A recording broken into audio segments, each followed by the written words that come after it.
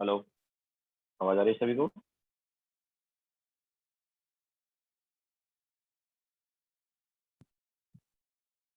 Okay, so good morning to all.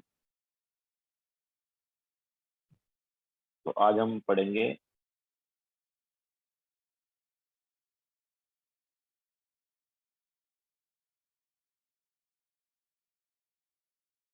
Concentration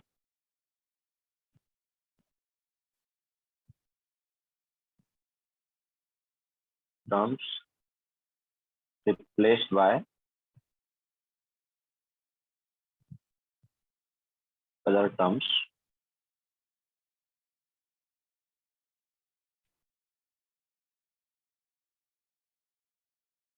in first order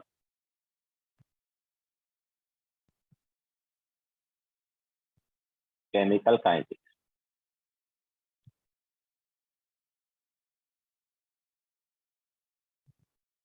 तो first order का जो formula है उसमें कॉन्सेंट्रेशन टर्म्स की बजाय हम कोई दूसरी टर्म लिख सकते हैं। तो वो कौन कौन सी टर्म होगी और कैसे लिखेंगे वही हम आज पढ़ेंगे। थोड़ा सा वेट कर लेते then start.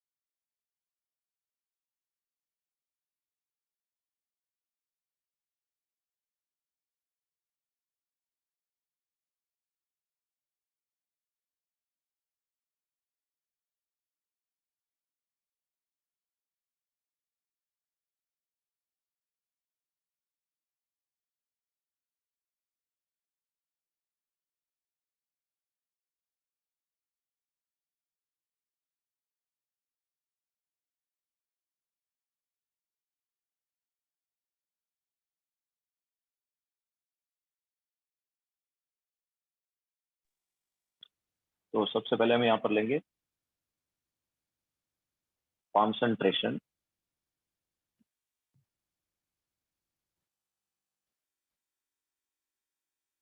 Terms replaced by pressure.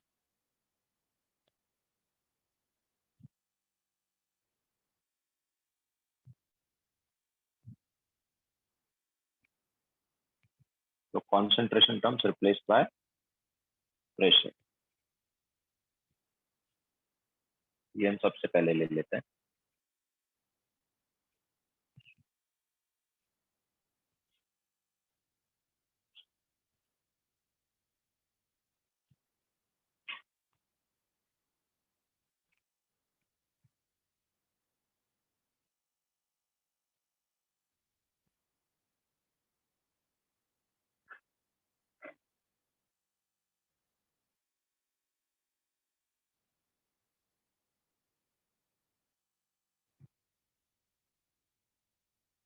ठीक है, तो देखो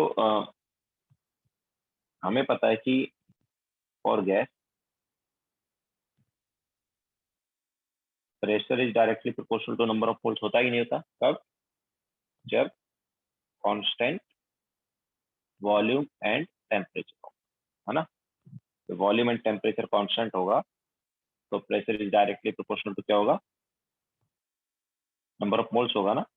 तो रेशियो ऑफ प्रेशर जो है वो क्या हो जाएगा? रेशियो ऑफ मोल्स हो जाएगा ही नहीं हो जाएगा?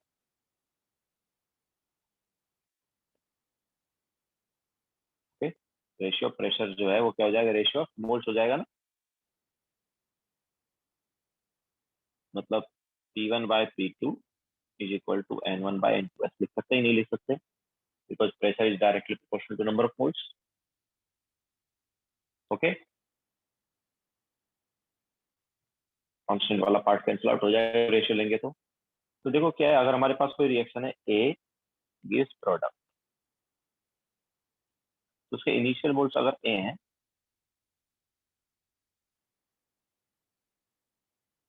एंड टी टाइम पर जो मोल्स हैं वो है ए माइनस, ठीक है? तो इसका जो के का एक्सप्रेशन है वो क्या होगा? It is 2.303 upon T log of A upon A minus X, ये एक्सप्रेशन होगा ना।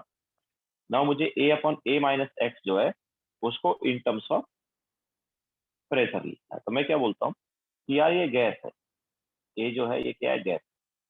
तो इसका मोल्स जो है वो ए है, लेकिन अगर इसका प्रेशर दिया गया है, मोल्स ना देके क्या दिया? प्रेशर दिया है। ओके, तो ए की वजह से जो प्रेशर डेवलप हुआ है या ए का जो पार्शियल प्रेशर है वो इनिशियली मान लो इसको हमने ले लिया पी ए, ठीक है? प्रेशर कितना है? पी ए। और बाद में मान लो जो प्रेशर है वो है पी ए माइनस टी। कितना प्रेशर है बाद में? P A minus T. Okay,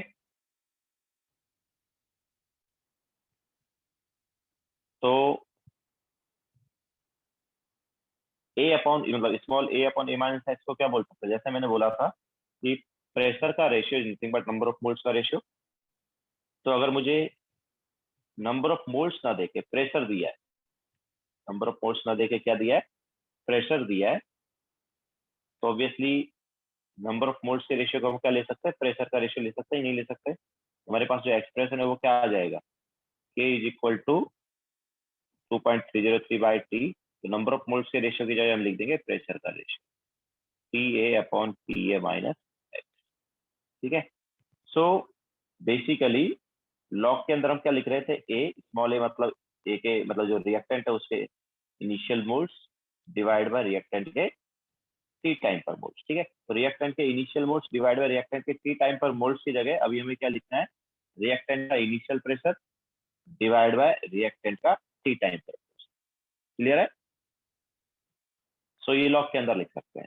तो यही हम यहाँ पर अभी करेंगे, कुछ एग्जांपल ले लेते हैं और वहां हम देखते हैं कि ये कैसे होगा, ठीक है? तो पहले लिख लो, मतलब बस तुम्हें ये याद रखना है कि लॉग के अंदर हम मोल्स के रेशियो की जगह भी क्या ले लेंगे? प्रेशर का रेशियो, रिएक्टेंट का initial pressure divide by reactant का टी टाइम पर प्रेशर।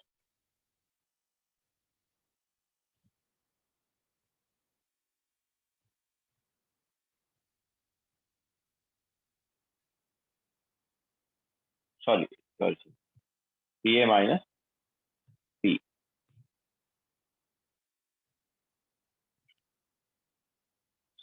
सो पी ए जो है इनिशियल प्रेशर है, पी ए माइनस पी जो है वो टी टाइम पर प्रेशर।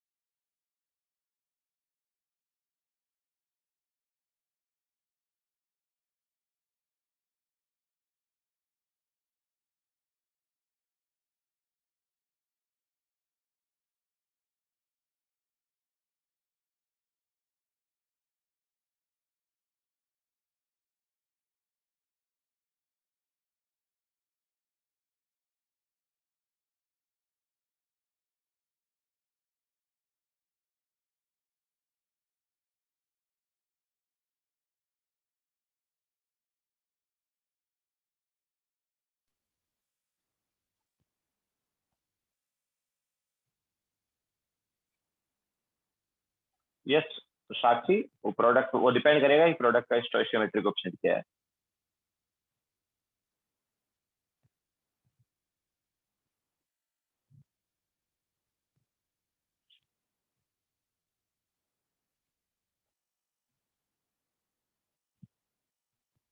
और ये नंबर ऑफ मोल्स का रेशियो और प्रेशर का रेशियो सेम हो जाएगा ना, बिकॉज डायरेक्टली प्रोपोर्शनल है ना यार। Pressure is directly proportional to n.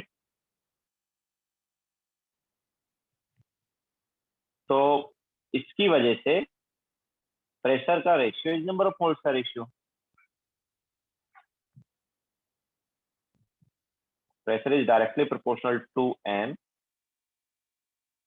अच्छा, what have you written after P1 upon P2 is equal to n. Okay okay,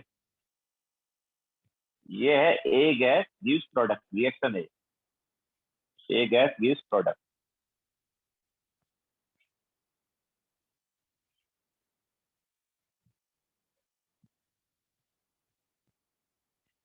तो ए का जो इनिशियल मोल से स्मॉल ए है और उसका जो प्रेशर है वो पी है, ठीक है। और ए माइनस एक्स हो गया अपने पास टी टाइम पर मोल्स, और उसकी वजह से जो प्रेशर डेवलप हुआ है वो है पी ए माइनस, बिकॉज कुछ रिएक्ट हो गया। तो इसका जब रिएक्शन हुआ तब पी प्रेशर कम हो गया।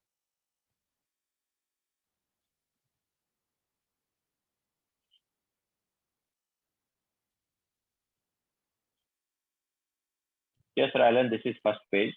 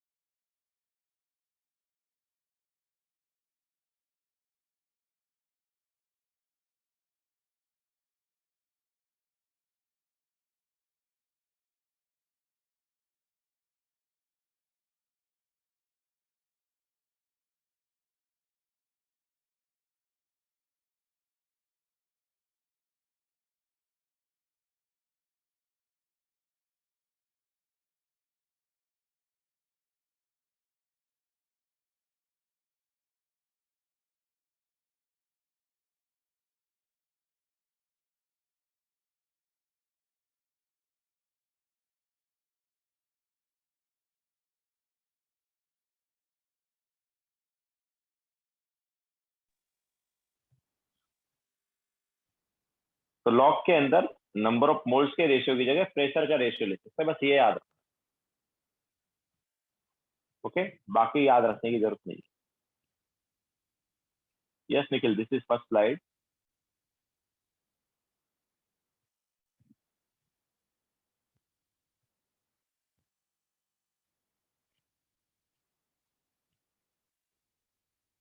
हो गया सबका? नाउ अब कुछ एग्जांपल वगैरह ले लेते हैं। तो ठीक है, तो देखो हमारे पास मान लो एक रिएक्शन है A gas gives B gas plus C gas, ठीक है। और वहां पर हमें टाइम के साथ प्रेशर दिया है, और प्रेशर किसका दिया है उस पर डिपेंड करेगा। मान लो हमें प्रेशर दिया है, प्रेशर ऑफ ए दिया है, ठीक है। जीरो टाइम पर प्रेशर ऑफ ए दिया P1, और टी टाइम पर प्रेशर ऑफ ए दिया है P, ठीक है। तो हमें लिखना है, बताना है फाइंड के क्या है, ये करना है, ठीक है। तो हमें के बताना है। नाउ कैसे करेंगे, तो देखो A gas gives B gas plus C gas, जैसे ये रिएक्शन है। नाउ मैंने क्या बोला कि नंबर ऑफ मोल्स के बजाय क्या करेंगे, प्रेशर ले। ओके, तो नंबर ऑफ मोल्स के बजाय यहाँ पर प्रेशर ही लेके चलते हैं। सो इनिशियल प्रेशर, तो इसका मान लो हमने ले लिया पी ए, ये 0 0 है बिकॉज उनका तो कुछ है ही नहीं। एंड एट टाइम टी, मान लो इसका पी प्रेशर कम हो गया, तो बचेगा कितना, P A minus P. And इसका पी आ जाएगा, इसका पी आ जाएगा। अब देखो तुम्हें दिया क्या, वो डिपेंड करता है। तुम्हें प्रेशर ऑफ ए ही दिया है, दोनों जगह तुम्हें क्या दिया, प्रेशर ऑफ ए। अब तुम्हें लॉग के अंदर क्या चाहिए, देखो तुम्हें चाहिए k is equal to 2.303 log of P A upon P A minus P चाहिए ना।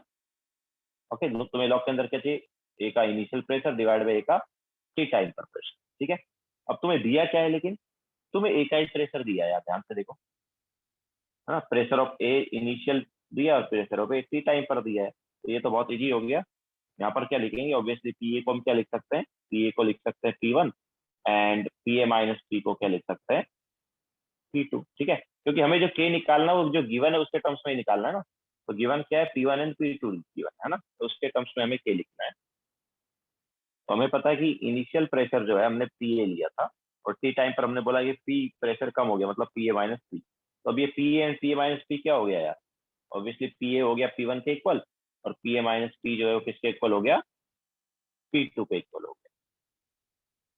ठीक है, तो अभी यहाँ पर क्या लिख सकते हैं, के इज इक्वल टू क्या हो जाएगा, के इज इक्वल टू हो जाएगा 2.303 upon T log of P1 by P2। ठीक है, ये हमारे पास क्या आ गया, के का एक्सप्रेशन। ओके, तुम्हें गिवन क्या है उस पर डिपेंड करेगा। तो P1 और P2 गिवन है, तो जो तुम्हें एक्सप्रेशन लिखना है वो P1 एंड P2 के टर्म्स में लिखना है।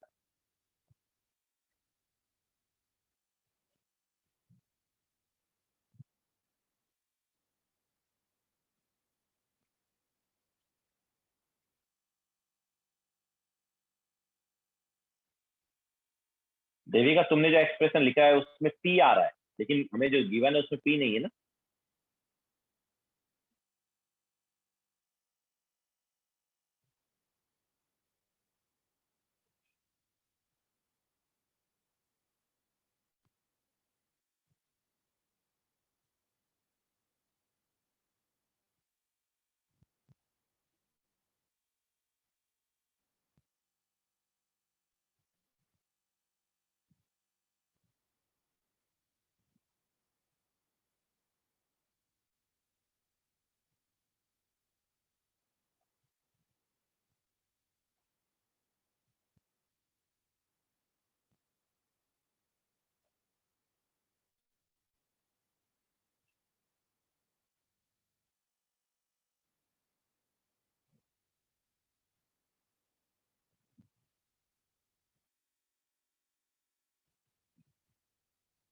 चले आगे, लिख लिया सबने।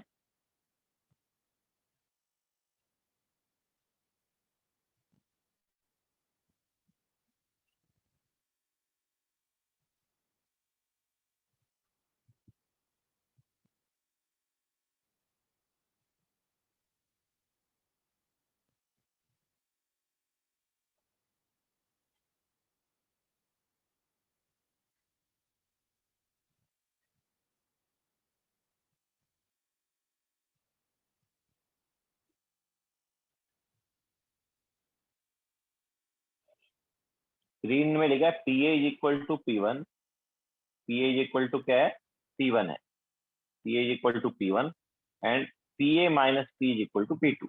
इनिशियल प्रेशर क्या है भाई, हमने क्या लिया, पी ए का, और क्वेश्चन में क्या दिया है, P1 दिया, तो obviously P A is equal to P1 and T time पर हमारा जो प्रेशर आ गया था वो आ गया था पी ए माइनस टी, और क्वेश्चन में क्या दिया, P2 दिया है, तो वो भी इक्वल होगा।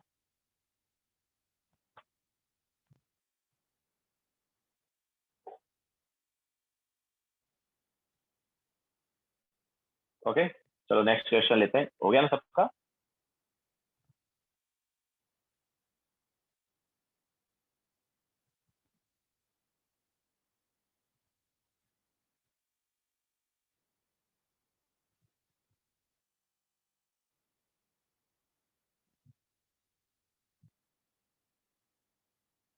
ओके, नाउ हमारे पास रिएक्शन वही है, ए गिव्स बी प्लस सी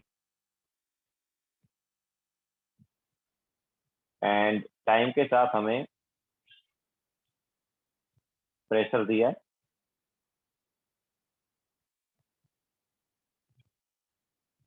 लेकिन last time pressure of A दिया था, अभी मैं बोल रहा हूँ टोटल प्रेशर दिया।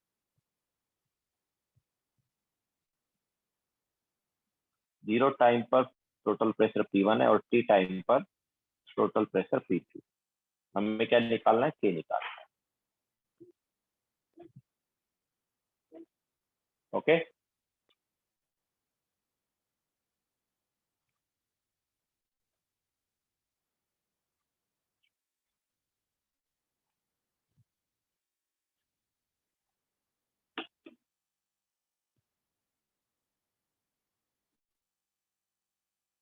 तो क्या करेंगे,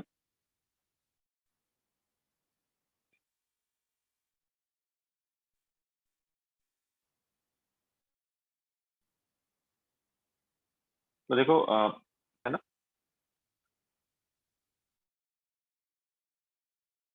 A gives B plus C। तो इनिशियल प्रेशर जो है टाइम t इक्वल टू 0 पर, हमने इसका ले लिया PA, ये दोनों का कुछ नहीं है। देन टी टाइम पर ऑब्वियसली इसका हमने P रिएक्ट करा दिया, तो PA माइनस P। ओके, उसका P ऑब्वियसली प्रेशर क्या हो गया, कम हो गया। तो B और C का कितना प्रेशर आ जाएगा, स्टोइशियोमेट्रिक कोएफिशिएंट सेम है ना, तो स्टोइशियोमेट्रिक कोएफिशिएंट सेम है, तो B का प्रेशर कितना आ गया बताओ, स्मॉल p है ना, मतलब जो P है इतना ही प्रेशर आया ना, बिकॉज A का इतना प्रेशर कम हुआ, तो B का प्रेशर P आ गया और C का प्रेशर भी क्या आ गया, P आ गया। ओके, अब देखो हमें क्या दिया है, हमें दिया है इनिशियली टोटल प्रेशर। तो इनिशियली हमारे पास टोटल प्रेशर क्या है, ऑब्वियसली यहाँ से देखो इनिशियली टोटल प्रेशर क्या है, PA है ना। Okay, so PA is equal to क्या हो गया, P1। ठीक है, इसके अलावा टी टाइम पर टोटल प्रेशर क्या है यार, तो टी टाइम पर टोटल प्रेशर उन्होंने दिया P2, और हमारा क्या है, हमारा है PA minus P plus P plus P, मतलब this is nothing but PA plus P। Okay, so PA की वैल्यू है P1, PA की वैल्यू किसके इक्वल आ गई, P1 की, और P2 की वैल्यू किसके इक्वल आ गई, PA minus P, sorry PA plus. अब देखो हमें क्या चाहिए, हमें तो वही चाहिए लॉग के अंदर PA upon PA minus P, है ना। तो PA की वैल्यू तो हमें पता है P1 के इक्वल है, PA माइनस P क्या हो जाएगा यार, PA माइनस P क्या हो जाएगा, तो सबसे पहले यहाँ पर PA का वैल्यू तो हमें पता है, P का वैल्यू क्या हो गया, इधर अगर हम P का वैल्यू निकालेंगे तो what is P, is P2 minus PA, P2 minus PA मतलब P2 माइनस P1। ओके, तो ये आ गया हमारे पास P का वैल्यू। तो अब हमें क्या चाहिए, हमें चाहिए PA upon PA minus X. तो PA क्या हो गया बताओ, PA तो ऑलरेडी हमें पता है P1 हो गया, what is PA minus P, PA upon PA minus P चाहिए, तो PA माइनस P क्या है, PA की वैल्यू है P1 के इक्वल माइनस P, मतलब P2 माइनस P1। तो क्या आ गया, this is nothing but P2 minus 2P1, यही आया ना। तो PA माइनस P की वैल्यू क्या आ गई, P2 माइनस 2P1 आ गई, तो बस अभी आ गया आंसर, है ना। क्या होगा, तो K क्या हो गया, K आ गया हमारे पास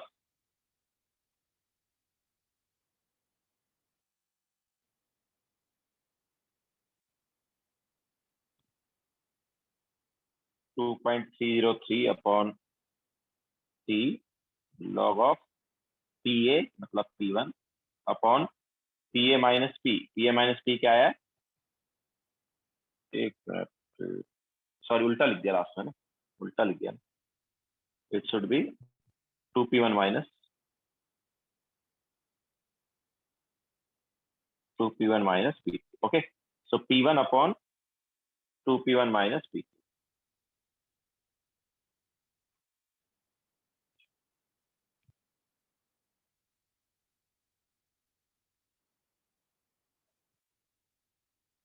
इज इक्वल टू क्या आ गया, 2.303 upon T log of P1 upon 2P1 minus.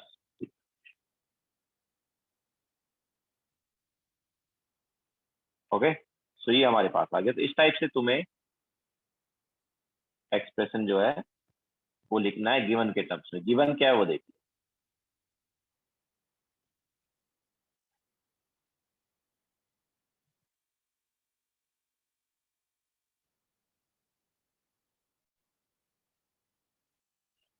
Okay, यहाँ पर गिवन क्या था, P1 एंड P2 गिवन था, तो जो हमें एक्सप्रेशन लिखना है वो P1 एंड P2 के टर्म्स में लिखना है।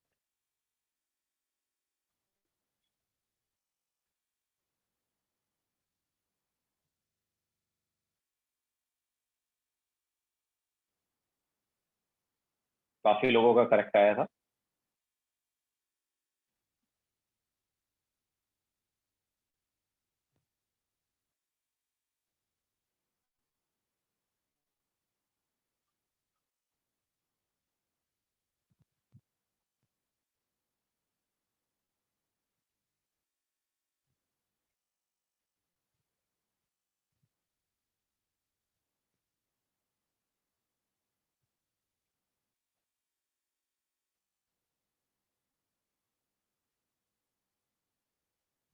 हो गया सबका?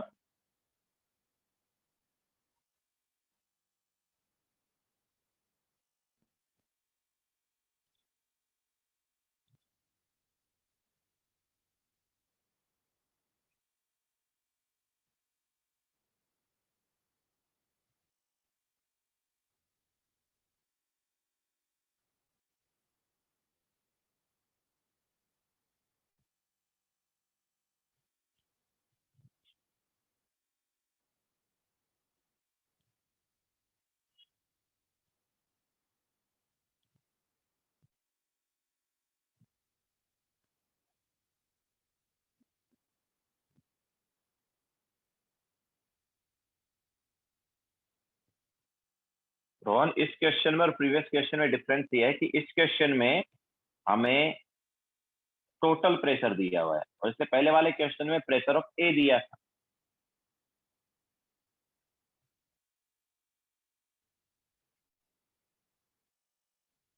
ये देखो, ये प्रीवियस क्वेश्चन है, उसमें प्रेशर ऑफ ए दिया था और इस क्वेश्चन में क्या दिया है, टोटल प्रेशर दिया है।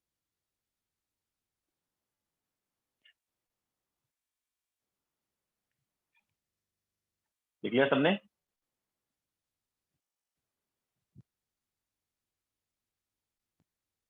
और नेक्स्ट क्वेश्चन लेते हैं।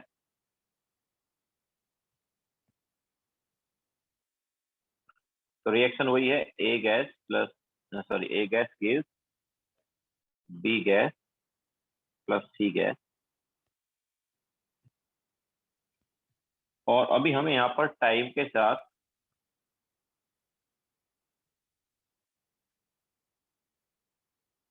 दिया है प्रेशर ऑफ बी एंड सी,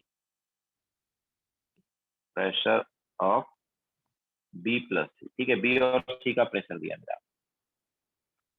तो टी टाइम पर प्रेशर जो है वो हमें दे दिया है P2 और इंफिनिटी जो है उस पर प्रेशर दे दिया है P3। हमें निकालना के,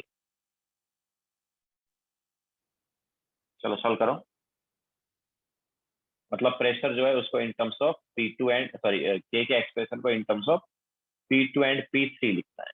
हमें अभी प्रेशर दिया है टी टाइम पर और इन्फिनिटी पर, किसका प्रेशर दिया है हमें, बी प्लस सी, मतलब बी और सी दोनों का प्रेशर मिला के दिया।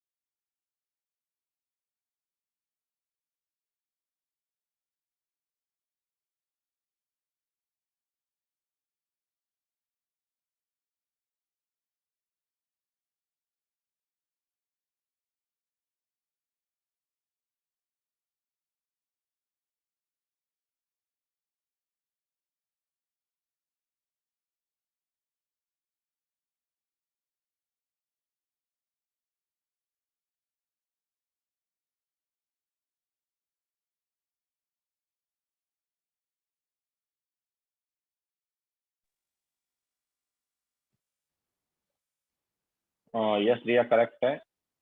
देवी का फिर से एक बार देखो, रॉन्ग किया थोड़ा।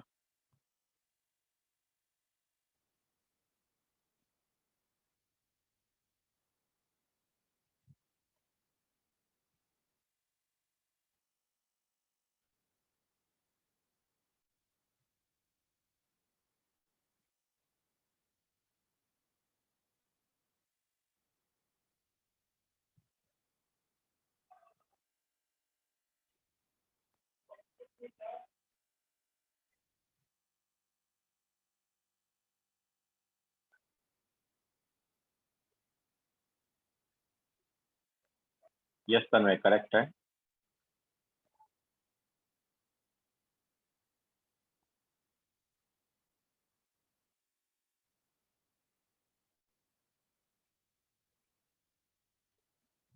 Yes Devika, now it is correct.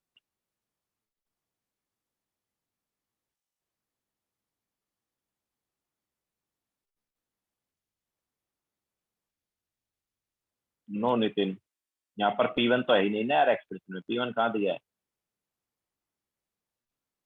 Question में P1 कहाँ दिया है?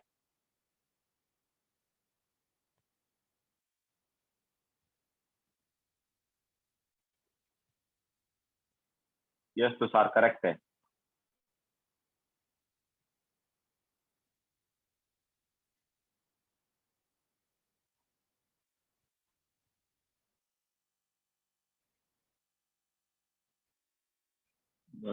नो तन्वी, थोड़ा मिस्टेक किया, चेक करो।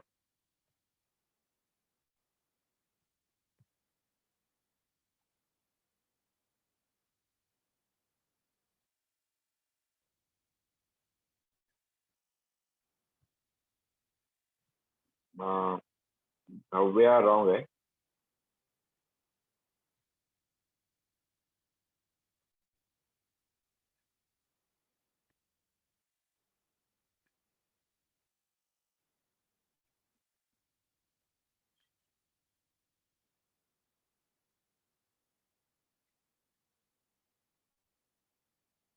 No Rajdeep.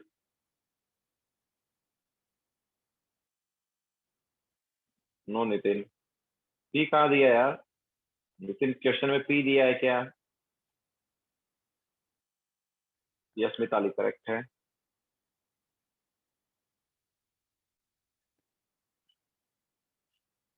No Tanvi, lock के अंदर वाला पार्ट ही रॉन्ग है, बाहर वाला तो ठीक है, बट अंदर वाला भी रॉन्ग है।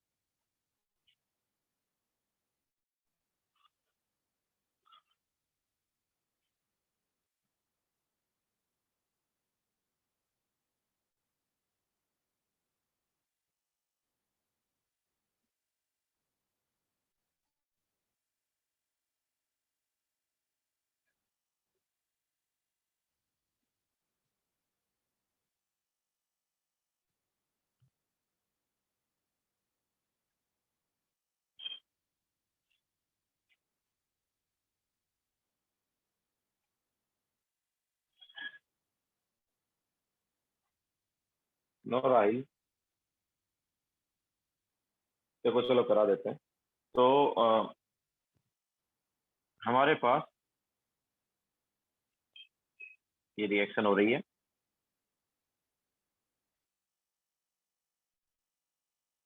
नाउ टी इक्वल टू 0 पर इसका हमने प्रेशर पी ये मान लिया, ये 0 0।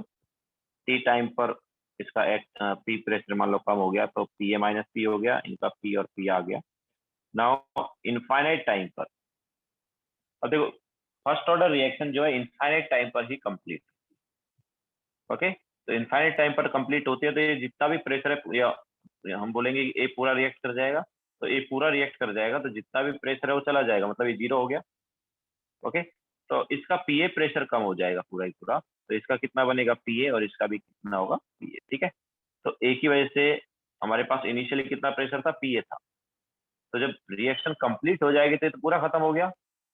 तो जितना ए की वजह से इनिशियली प्रेशर था उतना ही प्रेशर क्या आ जाएगा, बी की वजह से आ जाएगा और सी की वजह से आ जाएगा, क्योंकि स्टोइकियोमेट्रिक कोएफिशिएंट क्या है, सेम है। अब हमें दिया क्या, हमें टी टाइम पर बी और सी का प्रेशर दिया है और टी टाइम पर ही, सॉरी इनफाइनाइट पर भी बी और सी का प्रेशर दिया है। ठीक है, तो बस अब यहाँ पर देख लेते हैं।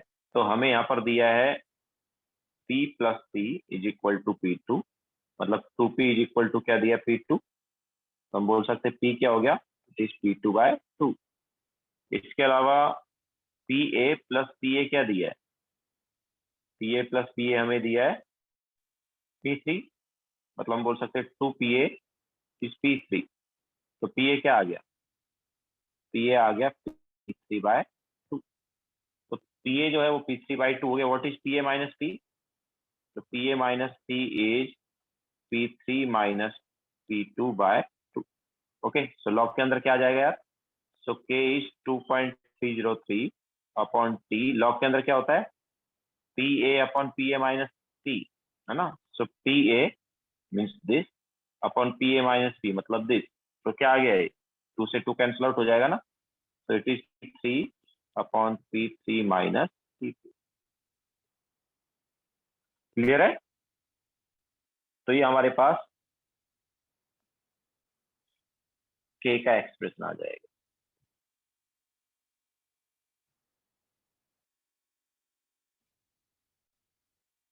तो हमें K के एक्सप्रेशन को जो दिया है उसके टर्म्स में लिखा है।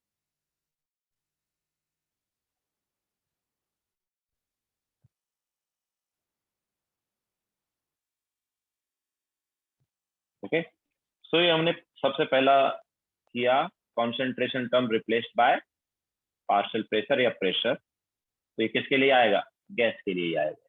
ठीक है, क्योंकि गैस का ही हम प्रेशर की बात करते हैं, बाकी की बात नहीं करते हैं।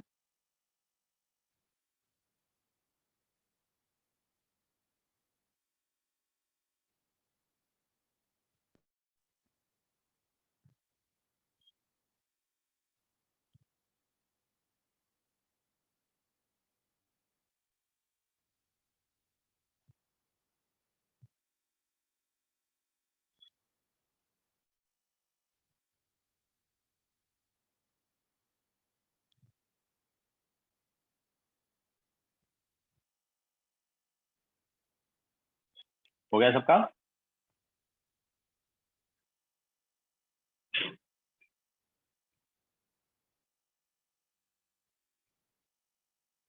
ठीक है, अब आगे चलते हैं। तो फर्स्ट हमने लिया था concentration term replaced by pressure. और नेक्स्ट हम लेते हैं कॉन्सेंट्रेशन टर्म्स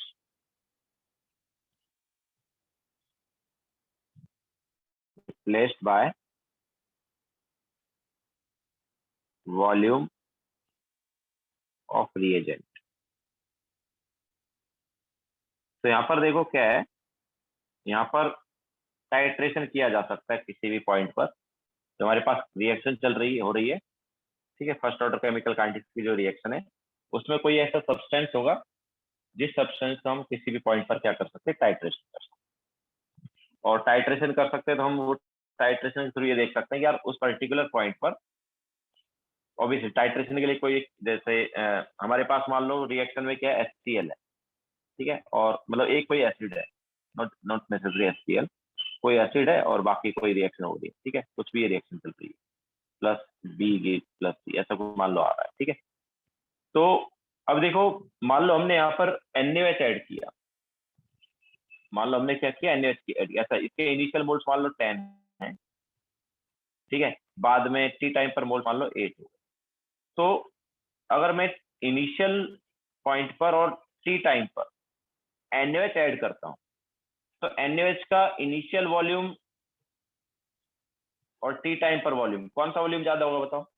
देखो, इनिशियली अगर हम NaOH ऐड करते हैं तो 10 मोल्स ऑफ एसिड से रिएक्ट करेगा, और बाद में अगर हम NaOH ऐड करेंगे टी टाइम पर तो 8 मोल ऑफ एसिड से रिएक्ट करेगा।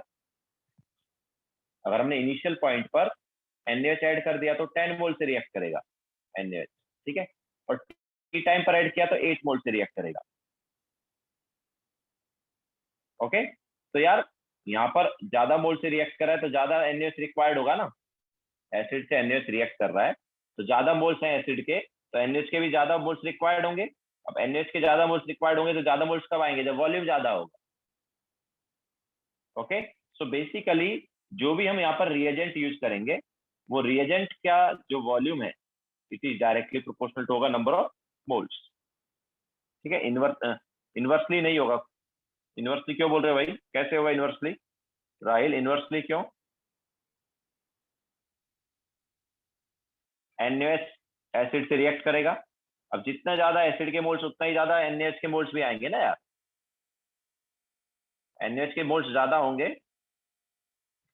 ये प्रेशर यार, ये गैस नहीं है भाई राहिल, गैस नहीं है, इट इज मतलब NaOH is not gas, NaOH gas थोड़ी है। अगर ABC जो है उसकी बात करेंगे तो वो अलग है, ठीक है। हम यहाँ पर वॉल्यूम ऑफ रिएजेंट ले, वॉल्यूम ऑफ रिएजेंट जो कि टाइट्रेशन कर रहा है किसी पॉइंट पर। ओके, मैं यहाँ पर बात करता हूँ तो एसिड जो है उससे कौन रिएक्ट कर सकता है, NaOH रिएक्ट कर सकता है किसी भी पॉइंट पर। तो यहाँ पर तुम्हें इन तीनों का वॉल्यूम नहीं दिया जाएगा क्वेश्चन, वो वॉल्यूम ऑफ रिएजेंट दिया जाएगा। जैसे मैं NaOH की बात कर रहा हूँ कि NaOH यहाँ पर रिएजेंट का काम कर रहा है, NaOH जो है वो अलग अलग पॉइंट पर रिएक्ट कर रहा है, ठीक है। तो NaOH इनिशियली रिएक्ट करेगा तो 10 मोल से रिएक्ट करेगा, टी टाइम पर रिएक्ट करेगा तो 8 मोल से रिएक्ट करेगा। तो ऑब्वियसली इनिशियल हमारे पास NaOH के ज्यादा मोल्स रिक्वायर्ड होंगे और टी टाइम पर NaOH के कम मोल्स रिक्वायर्ड होंगे, है ना। तो इनिशियल मोल्स ज्यादा रिक्वायर्ड होंगे NaOH के, तो इनिशियल वॉल्यूम पे तो ज्यादा रिक्वायर्ड होगा ना NaOH का। ओके, तो बेसिकली ऐसा है कि जितना ज्यादा रिएजेंट का वॉल्यूम होगा उतना ही ज्यादा उस सब्सटेंस के मोल हो जाएंगे जिससे वो टाइट्रेट करने वाला है, ठीक है। तो हम ऐसा बोल सकते हैं कि volume of reagent is directly proportional to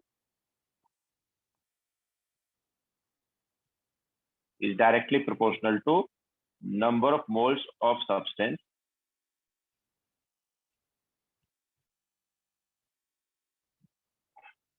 with which reagent can react। Reagent जो है वो किससे रिएक्ट करेगा, उसके मोल्स के डायरेक्टली प्रोपोर्शनल हो जाएगा वॉल्यूम ऑफ रिएजेंट, ठीक है। तो इसको हम अच्छे से क्वेश्चन वगैरह के थ्रू समझ सकते हैं। तो जैसे मान लो हमारे पास ये रिएक्शन है A gives B plus C, ठीक है, और इनिशियल हमने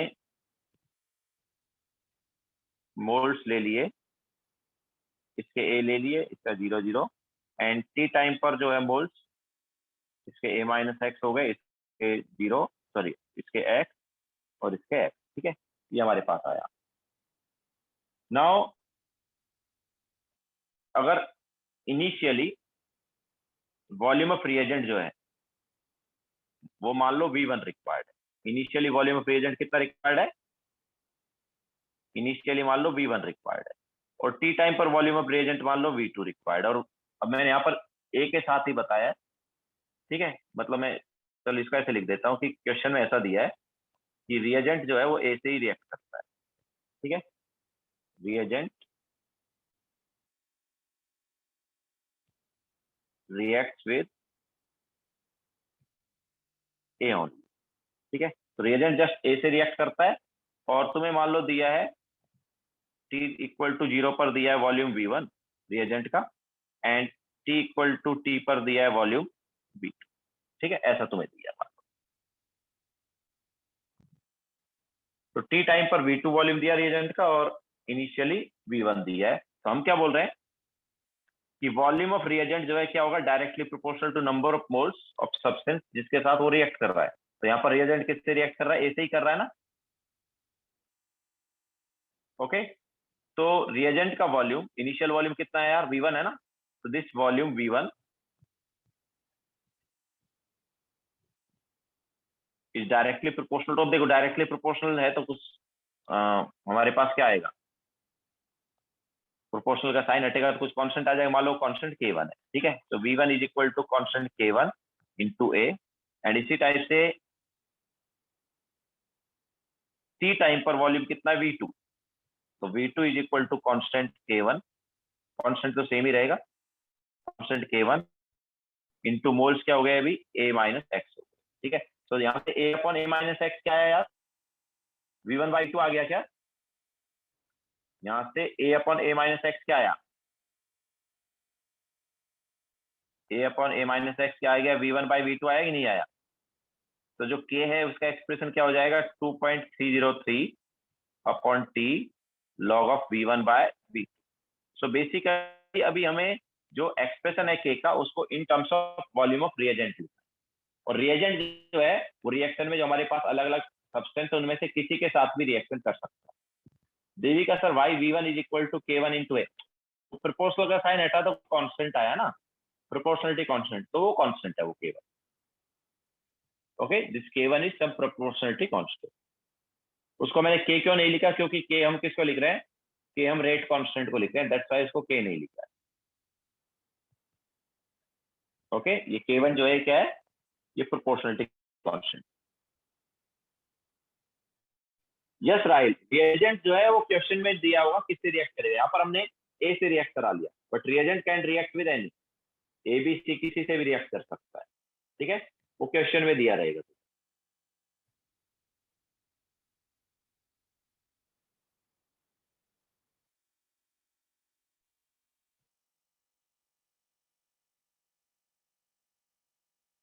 ये हमने जस्ट तुम्हें बताया है कि कैसे करना है, इसलिए हमने जस्ट क्या स्टार्टिंग में ए से ही रिएक्ट कराया, बट क्वेश्चन में किसी का भी दिया जा सकता है, हो सकता है ए बी सी तीनों से रिएक्ट कर रहा हो, या हो सकता है जस्ट बी से रिएक्ट कर रहा हो, या हो सकता है जस्ट सी से रिएक्ट कर रहा हो, ठीक है, तो क्वेश्चन पे डिपेंड करेगा वो।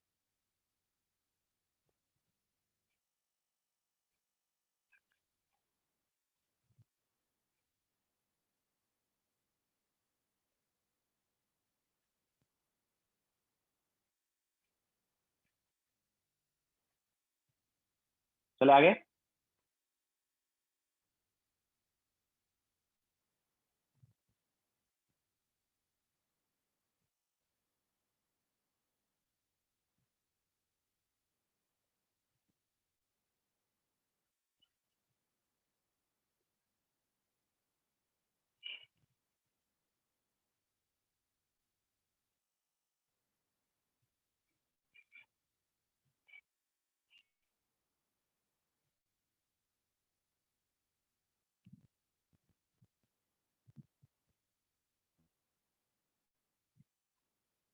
ग्रीन में लिखा है t इक्वल टू 0 पर v1 and t equal to t पर v2,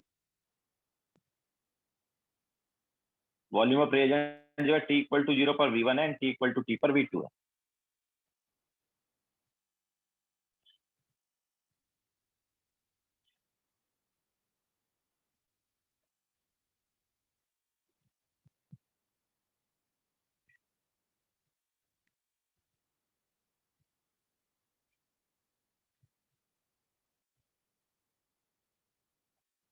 हो गया Dev, volume is directly proportional to number of moles है या नहीं है, volume is directly proportional to number of moles है ना, किसके मोल्स जिससे वो रिएक्ट कर रहा है, तो इनिशियल वॉल्यूम कितना है v1 है, तो it should be directly proportional to initial moles मतलब a, तो v1 should be directly proportional to a, ठीक है, और प्रोपोर्शनली कांस्टेंट क्या है k1, so v1 is equal to k1 into a। ऐसे ही टी टाइम पर वॉल्यूम कितना रिक्वायर्ड है, v2 रिक्वायर्ड है रिएजेंट का, और किससे रिएक्ट कर रहा है भाई रिएजेंट, ए से ही रिएक्ट कर रहा है, तो ए के इनिशियल सॉरी टी टाइम पर मोल्स क्या है a माइनस एक्स, तो v2 is equal to proportionality constant into a minus X. नहीं Dev, k1 is proportionality constant, k1 जो है वो प्रोपोर्शनलिटी कांस्टेंट है, और ये k जो है रेट कांस्टेंट है।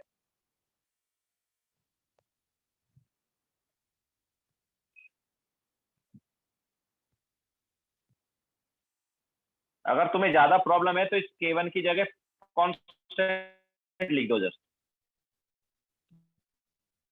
ओके, इस K1 की जगह हम क्या लिख देंगे, कांस्टेंट लिख देंगे, मतलब V1 is equal to some constant into A and V2 is equal to some constant into A minus X। Clear है? क्योंकि ये प्रोपोर्शनल का साइन जब हटेगा तो कोई कांस्टेंट आएगा ना, वही कांस्टेंट है, प्रोपोर्शनलिटी कांस्टेंट है।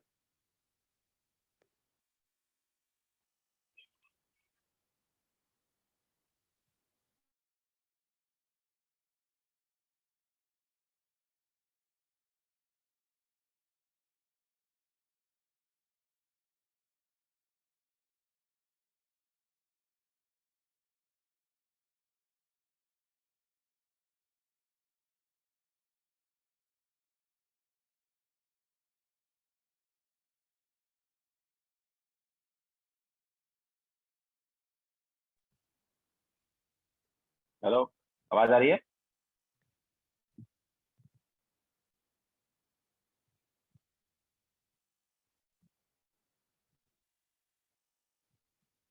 तो डिस्कनेक्ट हो गया था वाईफाई। ऑब्वियसली पहले वाला पार्ट जो है वो अभी हम फिर से नहीं दिखा पाएंगे। सो नेक्स्ट क्वेश्चन लिखो।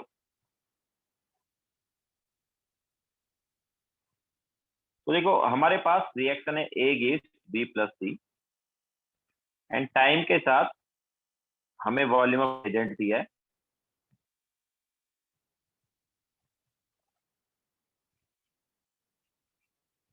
जीरो पर वॉल्यूम ऑफ रिएजेंट दिया है V1 और टी टाइम पर वॉल्यूम ऑफ रिएजेंट दिया है V।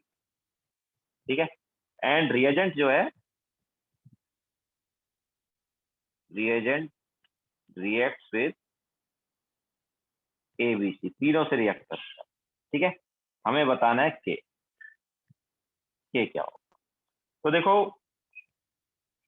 A gives B plus C, T equal to zero पर हम बोल देंगे कि यार इसके ए मोल्स हैं, इसके 0 0 एंड टी टाइम पर इसका एक्स मोल रिएक्ट कर गया तो ए माइनस एक्स हुआ और बी और सी के क्या आ गए, एक्स एक्स।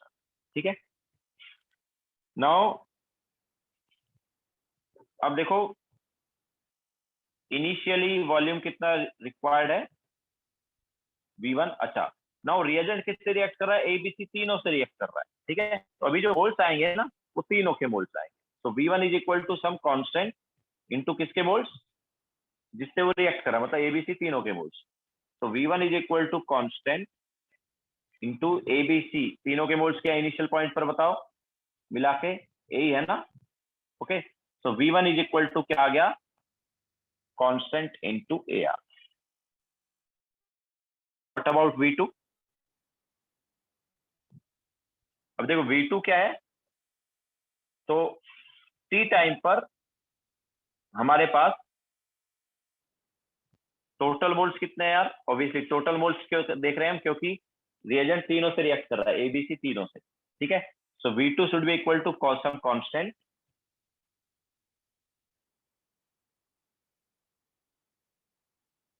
ठीक है, so V2 should be equal to some constant into total moles, ABC तीनों के मोल्स कितने हैं, A प्लस एक्स। अब हमें क्या चाहिए, हमें चाहिए एक तो A upon A minus x है ना, हमें क्या चाहिए, A upon A minus X. तो A upon A minus x कैसे आ सकता है यार, तो this is equation 1 and this is equation 2। तो हम क्या करें, अगर हम यहाँ पर 2 टाइम्स ऑफ 1 माइनस 2 कर दें तो यार फर्स्ट इक्वेशन को 2 से मल्टीप्लाई कर रहे हैं एंड देन सेकंड से माइनस कर दें तो क्या आएगा, देखो क्या आ जाएगा, it is 2V1 minus V2 is equal to constant into 2A minus A minus X, ये आएगा ना। तो क्या आ गया ये, this is 2V1 minus V2 is equal to constant into A minus X, आया कि नहीं आया। तो दिस इज इक्वेशन 3। अब अगर हम यहाँ पर डिवाइड कर देंगे, वैसे 1/3 करेंगे तो क्या आएगा, 1/3 करने पर क्या आएगा, कांस्टेंट वाला पार्ट कैंसिल आउट हो जाएगा ना। तो क्या आ जाएगा ये, A upon A minus X is equal to क्या आएगा, V2 upon 2V1 minus V। Clear है क्या, तो K का एक्सप्रेशन आ गया ना। ठीक है, तो K क्या हो गया, ये हो जाएगा 2.303 upon T log of V2 upon 2V2 minus V1। Sorry उल्टा लिख दिया, 2V1 minus V2 upon 2V1 minus V।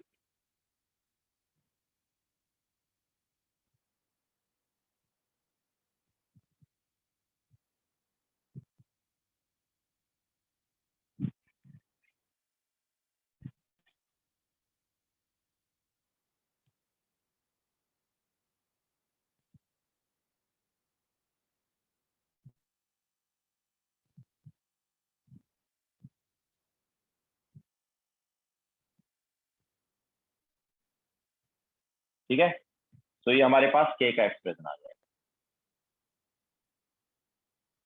एक मिनट एक मिनट एक मिनट एक minute, yes yes, sorry sorry, divide करेंगे V1 आएगा ऊपर, शुड बी V1।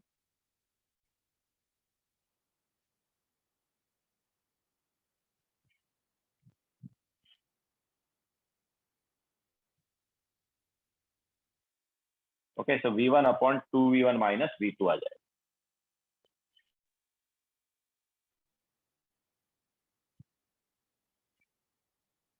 क्लियर है सभी को?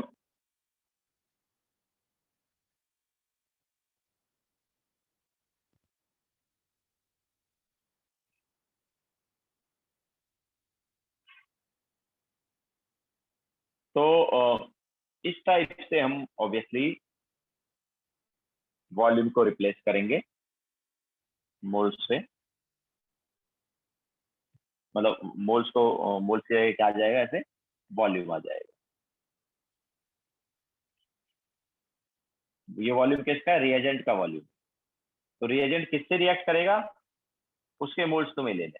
यहाँ पर रिएजेंट एबीसी तीनों से रिएक्ट कर रहा था, तो हमें एबीसी तीनों के मोल्स लेने।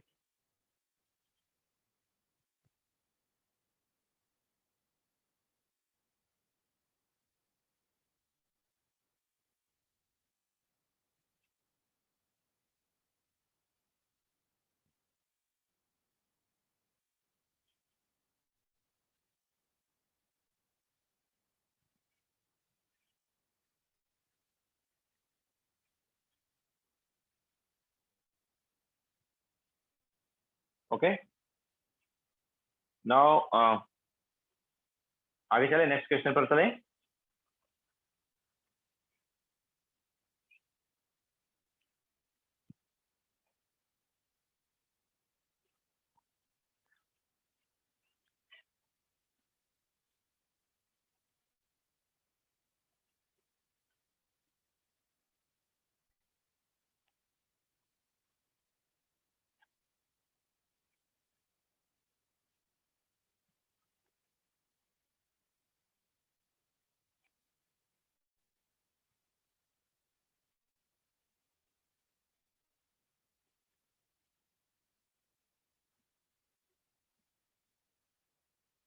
ओके, नाउ आगे चलते हैं।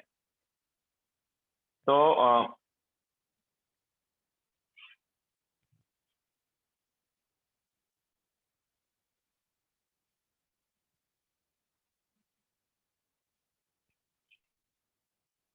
Next question.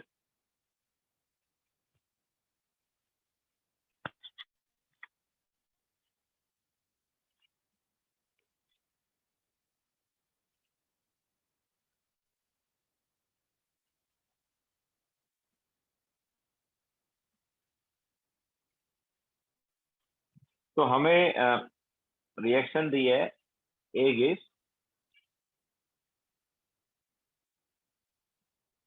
2B plus 3C, and time के साथ हमें यहाँ पर वॉल्यूम ऑफ रिएजेंट दिया है।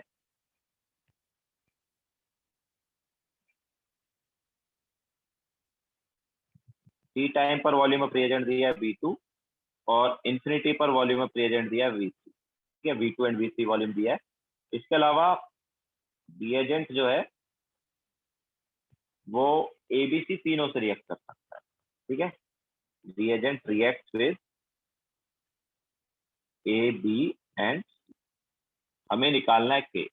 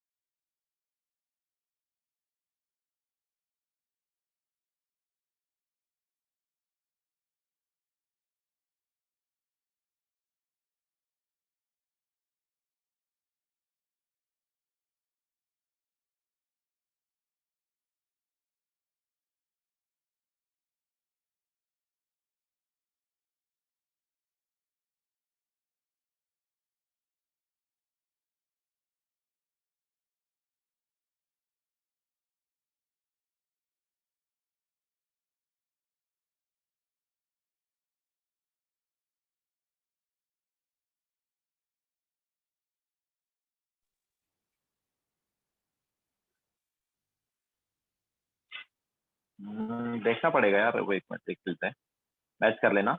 सो ए गिव्स 2b + 3c।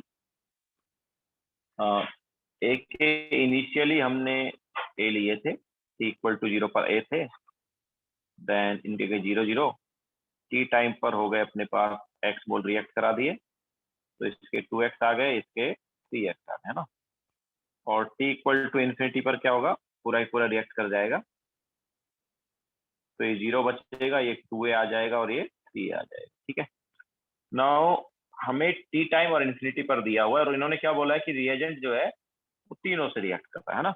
मतलब अपने पास जो V1 है, सॉरी V2 जो है, क्या होना चाहिए, सम कांस्टेंट इनटू ABC तीनों के मोल्स।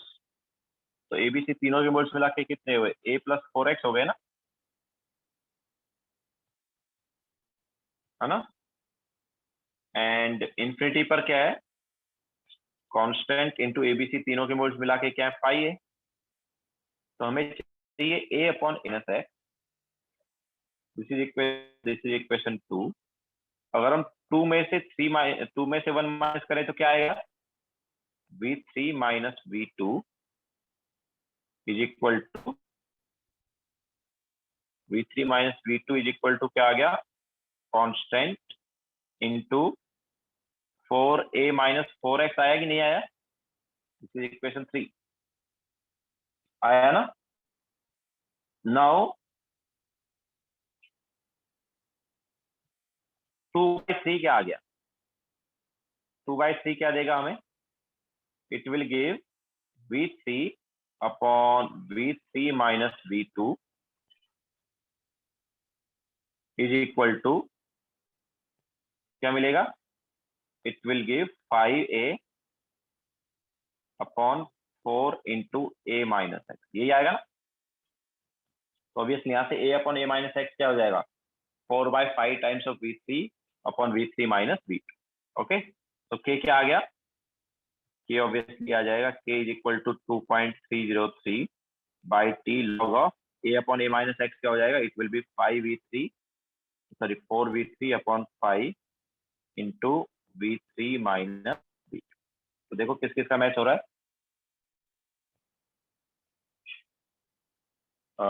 5v4v3, आई थिंक किसी का मैच नहीं हुआ क्या, तन्मय का मैच हुआ था आई थिंक, यस तन्मय का मैच हुआ था। निसर्ग, यस तुम्हारा भी हुआ है। ओके,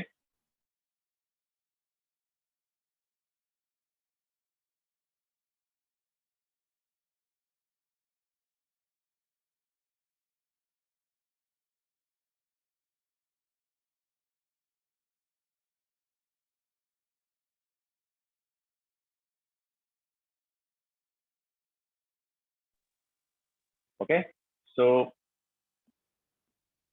ये हमारे पास हो गया concentration term replaced by volume of reagent. Clear है,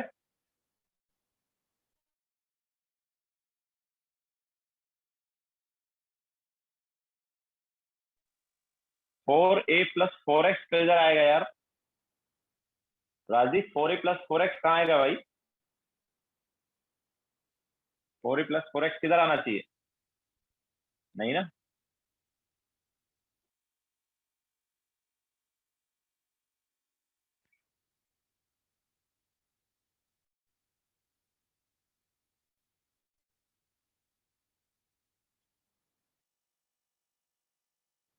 ठीक है, क्लियर है सबको।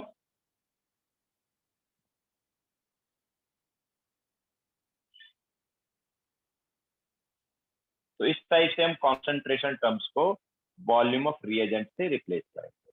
Okay, can you explain 2/3 part. देखो 2/3 हमने यहाँ पर क्यों किया है, क्योंकि यहाँ पर a है और यहाँ पर देखो 4 × a - x है ना, मतलब a और a - x दोनों आ रहे हैं, तो हमें a/a - x चाहिए ना, तो a/a - x कब आ सकता है, जब 2 से 3 को डिवाइड करेंगे, तो उससे कांस्टेंट वाला पार्ट तो कैंसिल आउट हो गया, ठीक है। तो क्या बचा, V3/V3 - V2 is equal to right hand side क्या है, this is 5a and this is 4a minus 4x, मतलब 4 into a minus x। Clear है? तो यहाँ से a upon a minus x आ गया, उसको सब्स्टिट्यूट कर देंगे।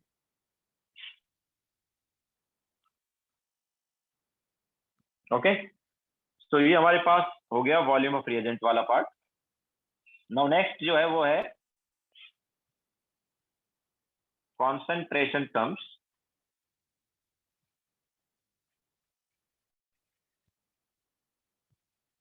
Replaced by angle of rotation.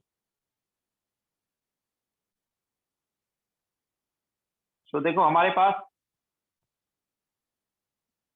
Isomerism में तुमने पढ़ा होगा ना, प्लेन ऑफ पोलराइज लाइट को किसी एंगल से रोटेट करते हैं, याद है? पढ़ा है क्या? कुछ सॉल्यूशन जो है वो प्लेन ऑफ पोलराइज लाइट को क्या करते हैं, रोटेट करते हैं। Sir how 4/5 came in answer in last question? यार देखना भाई, a upon a minus X क्या आएगा देव, यहाँ से a upon a minus X क्या आएगा बता। हमें लॉग के अंदर क्या चाहिए, लॉग के अंदर चाहिए a upon a minus X, तो वो क्या आ जाएगा, 4 इधर चला गया एंड 5 इधर आ गया, तो वही तो है।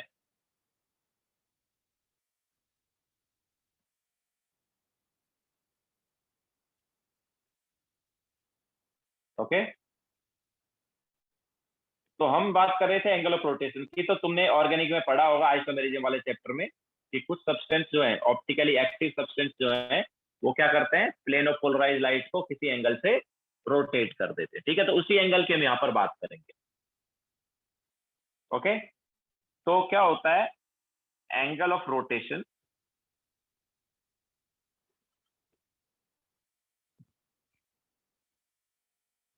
Is directly proportional two moles of substance या concentration of substance.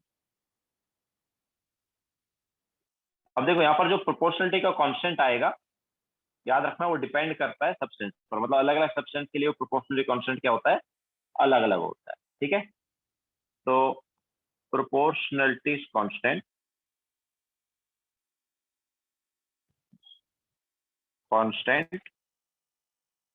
Is different for different substance.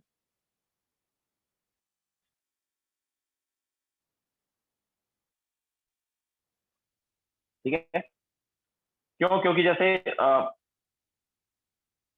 Sucrose जो है वो अलग एंगल, मतलब उसका वन मोल जो है अलग एंगल से रोटेट होगा, ग्लूकोज का वन मोल जो है अलग एंगल से डिविएट होगा। ठीक है, तो ऑब्वियसली अलग अलग एंगल आता है वन मोल के लिए, और प्रोपोर्शनलिटी कांस्टेंट देखा जाए तो क्या है, देखो angle of rotation is equal to constant into moles of substance. तो मोल्स ऑफ सब्सटेंस को अगर 1 ले लेते हैं तो जो एंगल आता है वही तो प्रोपोर्शनलिटी कांस्टेंट है ना। तो सभी का 1 मोल लेने पर सेम एंगल थोड़ी आएगा, सभी का जो 1 मोल है वो अलग अलग एंगल से क्या होगा, रोटेट होगा। दैट्स व्हाई प्रोपोर्शनलिटी कांस्टेंट जो है वो इस पे डिपेंड करेगा, सब्सटेंस पे डिपेंड करेगा। अलग अलग सब्सटेंस के लिए क्या होगा, अलग अलग होगा। यस रिया, लास्ट वाले क्वेश्चन में जो प्रोपोर्शनलिटी कांस्टेंट है वो जनरली सेम होगा, क्योंकि वहां पर एक तरह से हमारे पास HCl या HCl है मान लो, और एक है CH3COH, वहां पर भी डिफरेंट हो सकता है वैसे, बट जनरली सेम होगा। दैट्स व्हाई हमने सेम ही लिया है। ठीक है, जैसे HCl ले लिया और एक CH3COH ले लिया। ठीक है, तो HCl और CH3COH दोनों के लिए हमारे पास क्या है, सेम टाइप से वो रहेगा। ओके, वो एक्चुअली वॉल्यूमेट्रिक एनालिसिस से थोड़ा सा रिलेटेड है, तो वॉल्यूमेट्रिक अभी तुम्हारा हुआ नहीं है, तो दैट्स व्हाई हमने जस्ट तुम्हें वो वाला इक्वेशन बता दिया था, और कांस्टेंट वहां पर सेम ही लेना है। ठीक है, तो ना प्रोपोर्शनली कांस्टेंट यहाँ पर क्या है, डिफरेंट है फॉर डिफरेंट सब्सटेंस। तो अब देखो जैसे हमारे पास रिएक्शन है C6 sorry C12H22O plus H2O gives C6H12O6 plus C6H12O6। Generally इस रिएक्शन की बात करते हैं, तो this is sucrose, this is glucose and this is fructose. तो this is inversion of cane sugar. ये जो है ये क्या है, this is inversion of cane sugar या इन्वर्जन ऑफ शुगर।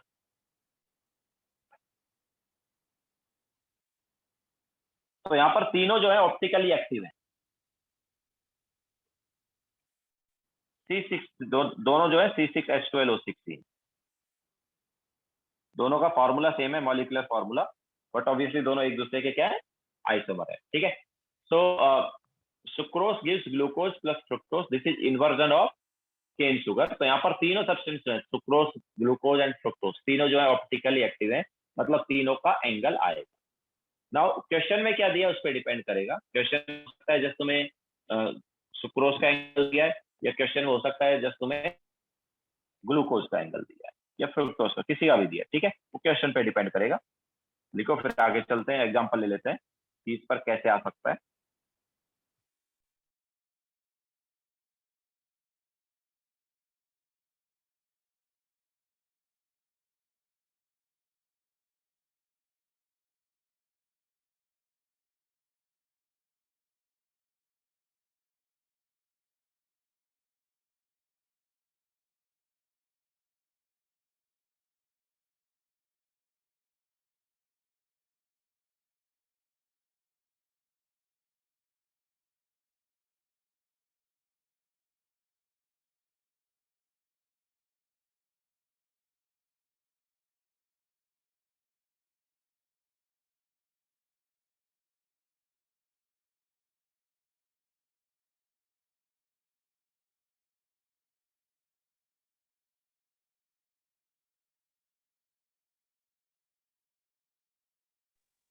हो गया सबका? तो देखो क्वेश्चन लेते हैं अभी।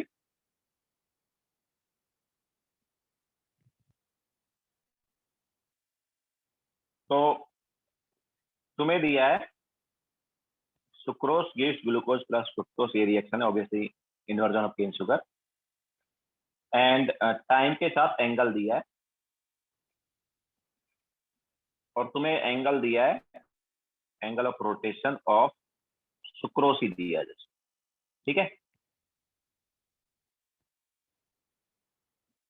जीरो टाइम पर दिया एंगल मान लो θ1 या R1, और टी टाइम पर दिया है। ओके, तो अब देखो ऑब्वियसली क्या करना है, के निकालना है। तो sucrose gives glucose plus fructose, T equal to 0 पर इसके ए मोल्स, इसके 0 0, and T equal to T पर इसके ए माइनस एक्स हो गए, इसके एक्स हो गए, इसके एक्स हो गए। ठीक है, now angle of rotation means R1 is equal to some proportionality constant. ठीक है, अब देखो यहाँ पर जस्ट हमें सुक्रोज का एंगल दिया है, तो बस सुक्रोज का ही मोल्स लेते हैं ना। ये जो एंगल है किसका है, सुक्रोज का है, तो सुक्रोज के मोल्स लेने हैं, है ना। तो सुक्रोज के मोल्स क्या है, ए है। हमारे पास एंगल हो गया आर टी, तभी ऑब्वियसली सुक्रोज का एंगल दिया है, तो उसी के मोल्स लेने हैं। तो कांस्टेंट इनटू ए माइनस एक्स। ठीक है, तो यहाँ से ए अपॉन ए माइनस एक्स क्या है बताओ, it is R1 upon R T ना।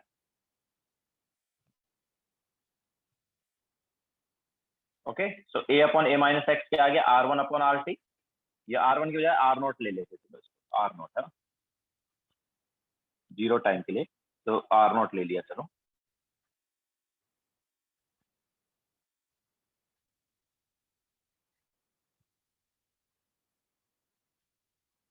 ठीक है, तो A upon A minus X क्या हो गया, R naught upon R T हो गया। तो के का एक्सप्रेशन क्या हो जाएगा, तो हमारे पास क्या आ जाएगा, 2.303 upon T log of R naught upon R. ठीक है, तो यहाँ पर जो एंगल दिया था वो जस्ट सुक्रोज का दिया था, तो कोई ज्यादा डिफिकल्टी हमें हुई नहीं, क्योंकि सुक्रोज का एंगल दिया तो ऑब्वियसली उसी का प्रोपोर्शनलिटी कांस्टेंट लेंगे, बाकी किसी का आएगा ही नहीं।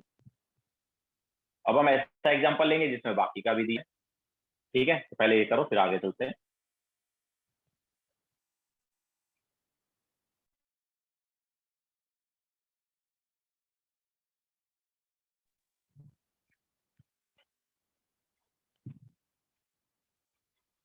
यस साक्षी।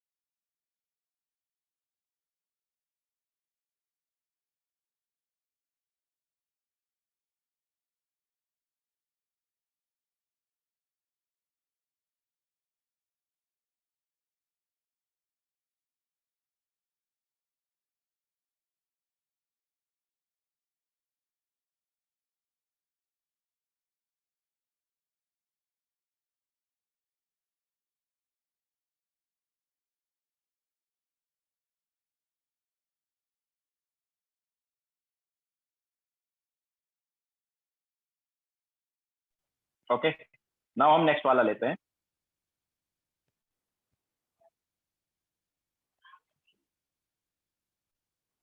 तो sucrose gives glucose plus fructose, time के साथ हम एंगल दिए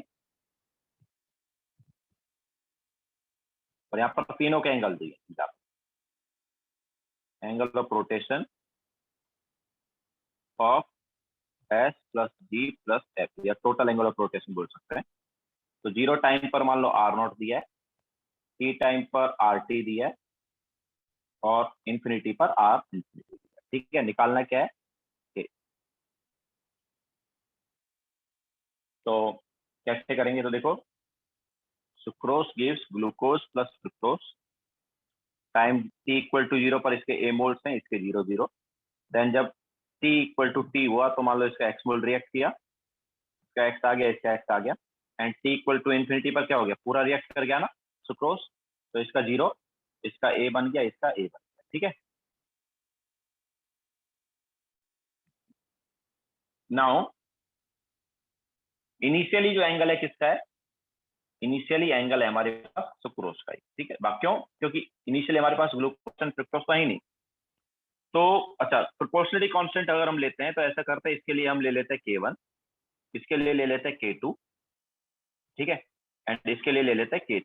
ये क्या है, प्रोपोर्शनलिटी कांस्टेंट है। ठीक है, K1 K2 K3।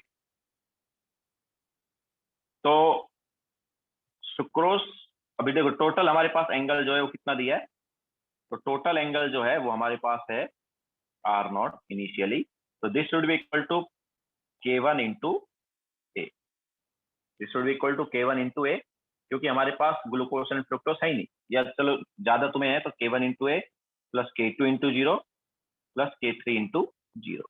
ठीक है, तो क्या आ गया ये, this is nothing but K1 into A.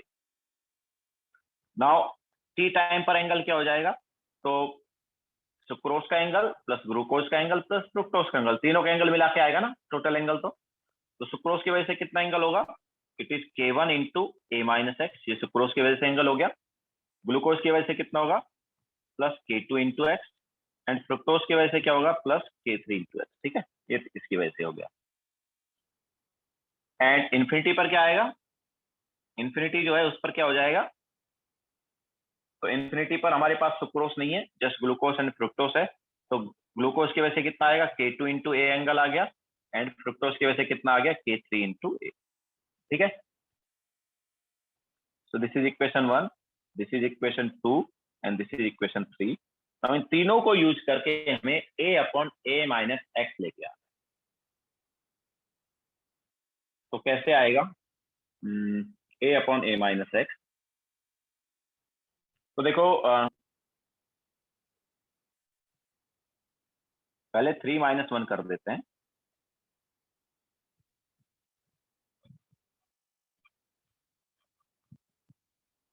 3 minus 1 करने पर ये क्या आ गया, this is are infinity minus are naught is equal to K2 plus K3 minus K1 into A, ये आ गया। इसको हम बोलेंगे इक्वेशन 5, सॉरी इक्वेशन 4।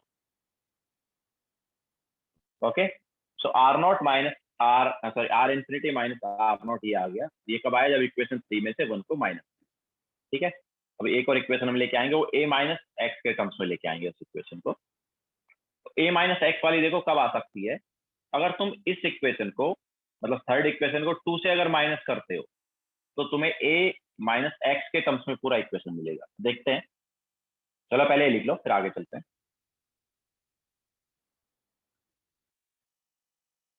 हमें a upon a minus x के टर्म्स में इक्वेशन लेके आनी है, तो उसके लिए एक a वाला चाहिए और एक a माइनस एक्स वाला चाहिए, बाकी और कुछ नहीं आना चाहिए।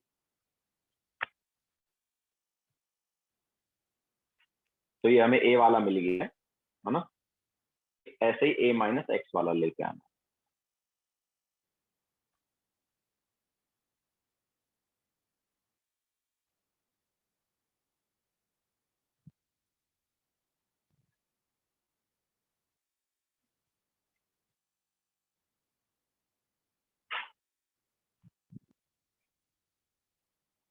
तो अगर हम 3 में से 2 को माइनस करें,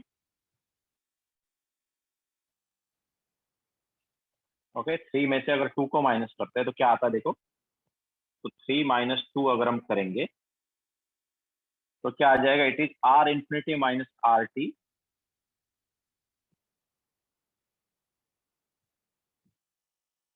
इज इक्वल टू क्या आ जाएगा, K2A plus K3A plus K3A minus K1A, इसके अलावा प्लस K1X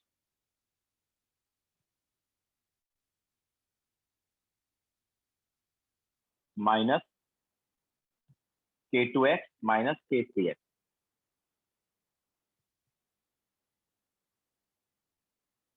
या फिर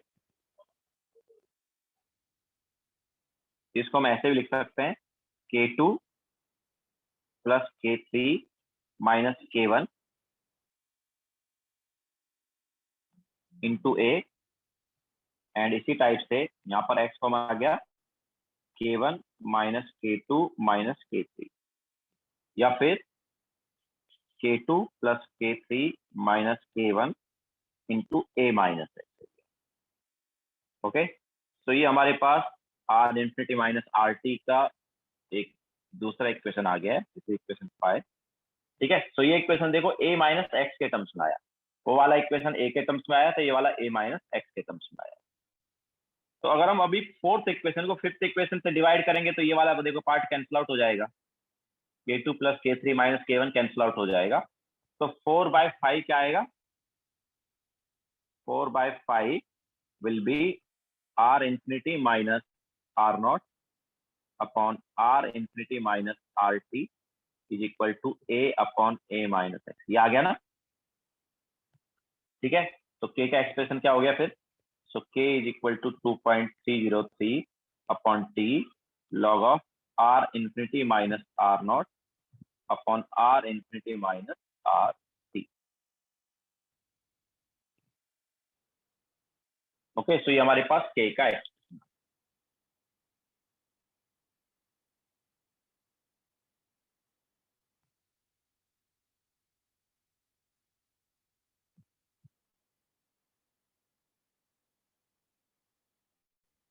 मिताली, हमें टोटल एंगल ऑफ रोटेशन दिया है अभी। ठीक है, तो total angle of rotation initially क्या है, ए है, सॉरी इनिशियली क्या है, आर नॉट है।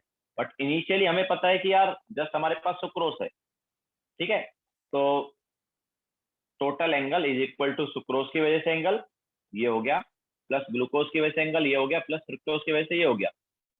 तो हमारे पास आर नॉट क्या आ गया, K1 इंटू ए। ऐसे ही टी टाइम पर टोटल एंगल क्या, आर टी। तो ये एंगल हो गया due to sucrose, obviously proportionality constant into mole. ये एंगल हो गया ड्यू टू ग्लूकोज, एंड ये angle due to fructose. Similarly infinity पर एंगल टोटल कितना, आर इन्फिनिटी, तो ये ग्लूकोज एंड फ्रुक्टोज की वजह से ही है। ठीक है, तो ये तीन इक्वेशन आ गया। नाउ तीनों इक्वेशन से हमें ए अपॉन ए माइनस एक्स लेके आना। तो पहले हम क्या करते हैं, थर्ड में से फर्स्ट को माइनस करते हैं।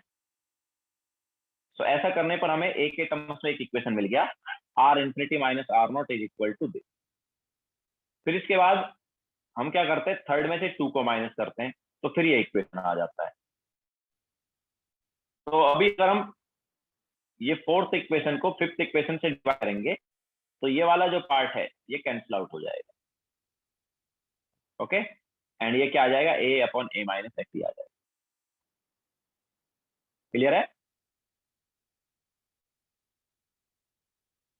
ठीक है, सो दैट्स इट। आज का लेक्चर हम यहीं पे एंड करेंगे। होमवर्क नोट कर लो।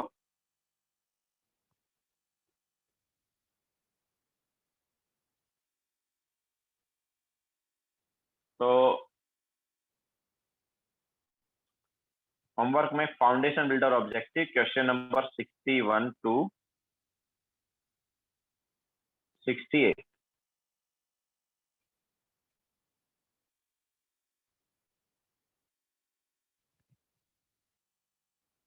ओके, सो यहीं पे हम लेक्चर एंड करते हैं।